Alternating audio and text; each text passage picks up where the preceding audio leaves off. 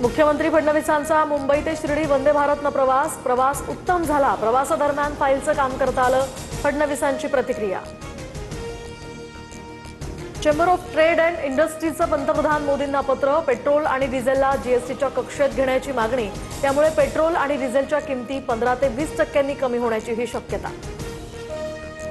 देशभरात पेट्रोल डिझेलच्या दरात वाढ सुरूच। पेट्रोल 87 पैसे तर डिझेलच्या दरात 91 पैशांची वाढ।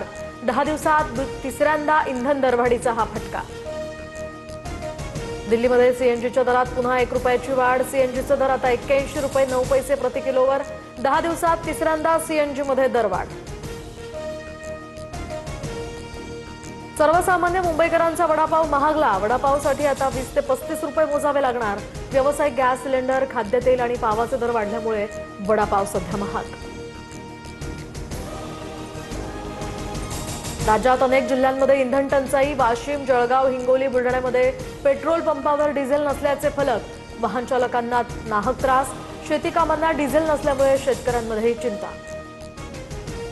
विधान परिषदेच्या जागा वाटपासाठी भाजप आणि शिवसेनेत खलबत। तर उपमुख्यमंत्री शिंदेंच्या नंदनवन बंगल्यावर बैठक सुरू। मंत्री बावनकुळे, रवींद्र चव्हाण यांच्या उपस्थितीमध्ये विधान परिषदेच्या जागांवरून तिन्ही नेत्यांमध्ये चर्चा।